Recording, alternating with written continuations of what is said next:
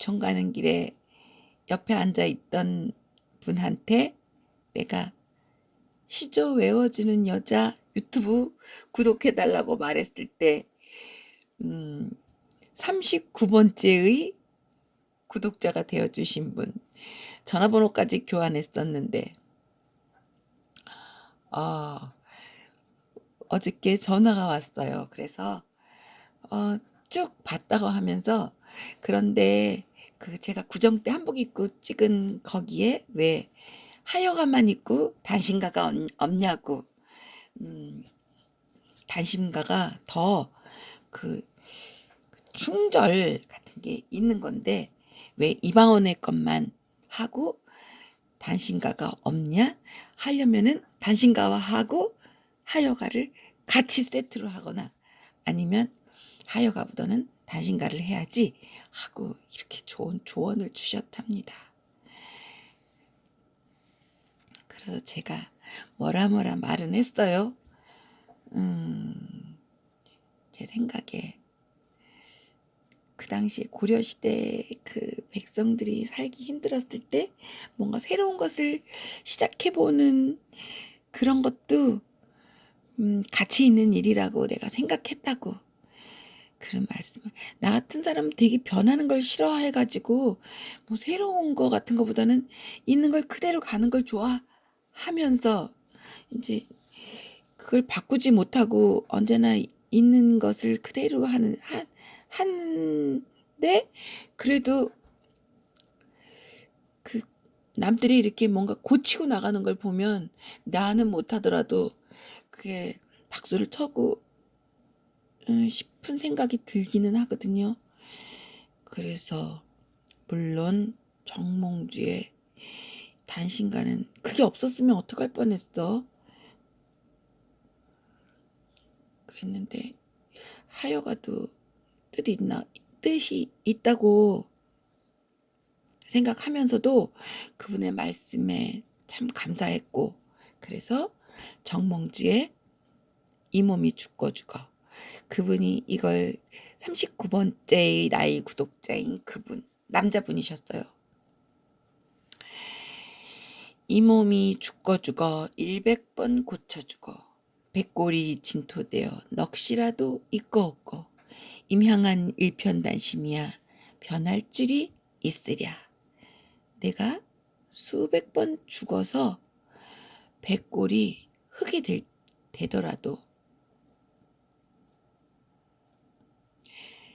그 임금을 향한, 나라를 향한 한 조각 붉은 마음이 어떻게 변하겠느냐? 난 변하지 않겠다 하면서 선주교에서 이방원에게 그래서 선주교회는 지금도 비가 오면 붉은 물이 나온다는 그런 말이 있죠. 근데 이 시조를 보면은 꼭 같이 떠오르는 게 성산문에 이 몸이 죽어가서 무엇이 될꼬 하니. 무슨 산? 제일봉에 낙낙장손 되었다가 백설이 만건곤할제 독야청청하리라. 이 몸이 죽어가서 무엇이 될꼬 하니. 무슨 산이야? 무슨 산 제일봉에 낙낙장송 되어 있어. 백설이 만건곤할제 독야청청하리라. 내가 죽어서 죽었는데도 나는 그 산 구부러진 소나무가 되었다가 온 천하를 하얗게 눈이 덮었을 때 그때도 나는 홀로 푸르겠노라. 참나 사력신. 어떻게 죽어가면서도 다들 그렇게 빼어난 시들을 쓰고 갔을까. 성산문의 이 시조는 내가 너무 좋아해가지고 독야청청이라는 글자의 가운데 야청을 따서 나의 그 이름으로다가 여러 군데 네이버에도 야청이라는 이름으로다가 내 이름을 짓곤 했답니다. 그 39번째 이분 너무너무 감사합니다. 그리고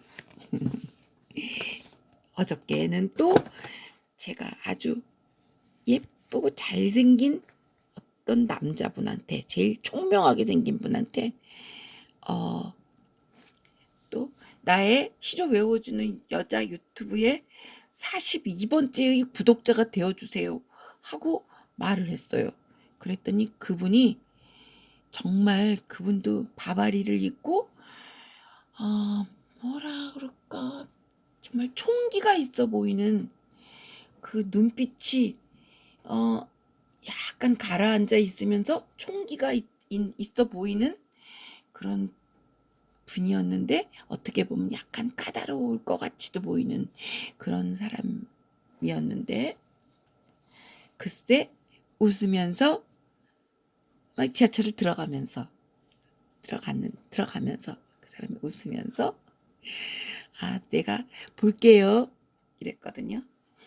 그랬는데 나는 이쪽으로 앉고 저쪽으로 앉아서 그 다음은 이걸 본다고 말을 했지만 볼 확률은 한 10%라고 생각, 한 20-30%?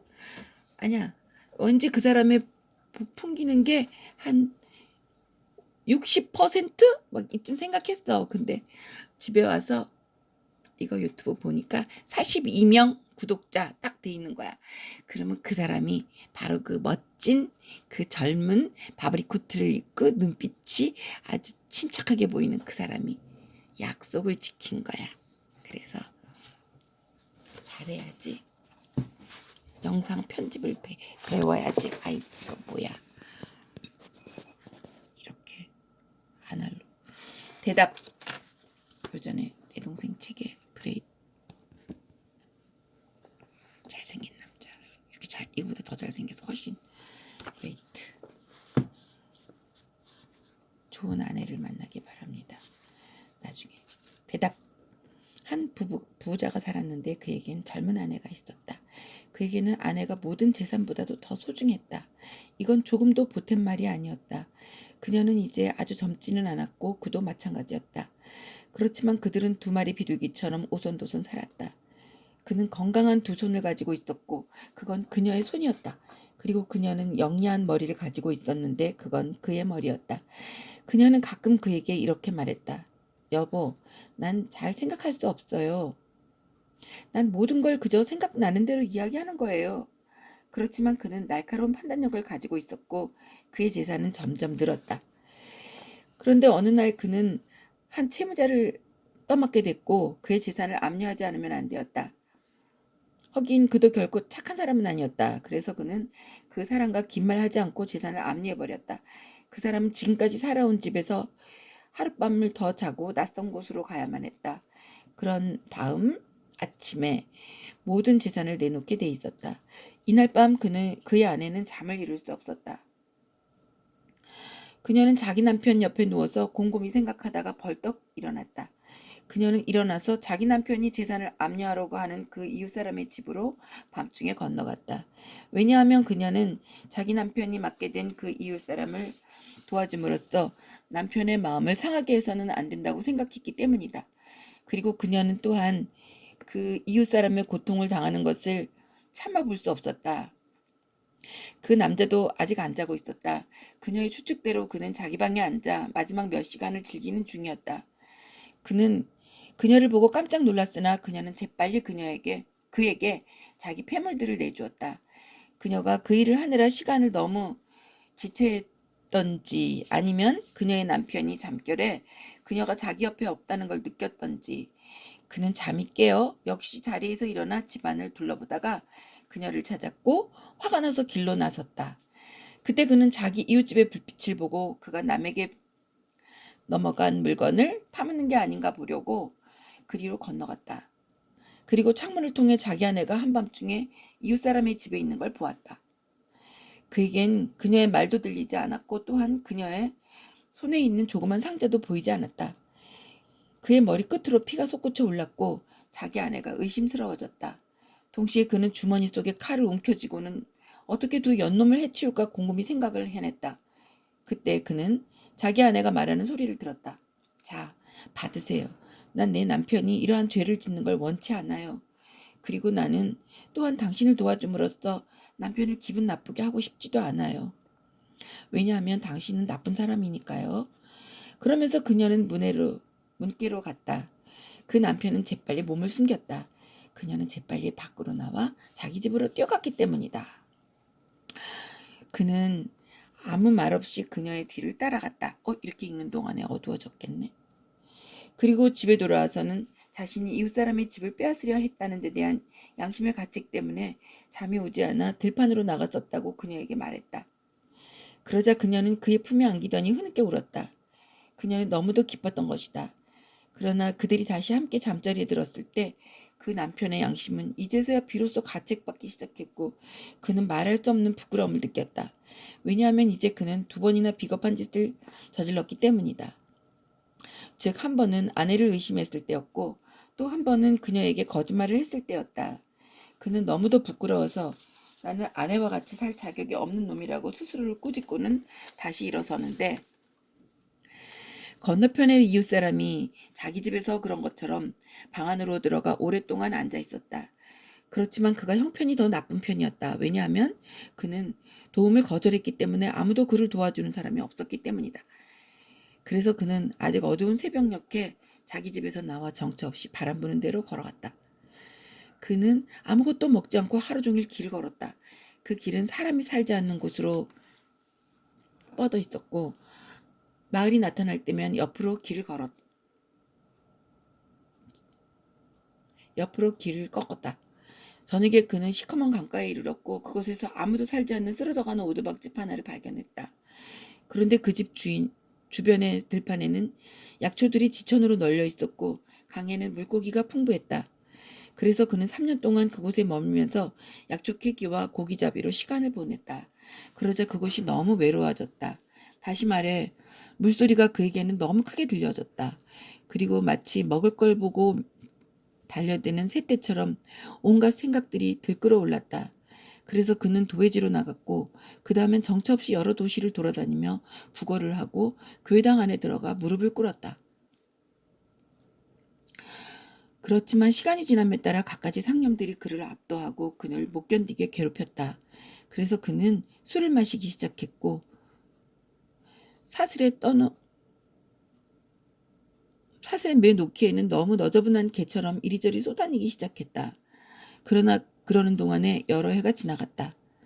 그런데 언젠가 그가 자기 이름을 벌써 잊어버렸을 때 반쯤 눈이 보이지 않게 된 그는 옛날에 살았던 도시로 되돌아오게 되었다. 그건 실로 여러 해 만의 일이었다. 그는 그 도시를 알아보지 못했고 교회까지밖에 오지 못했다. 거기서 그는 어떤 주막집 마당에 누워 있었다.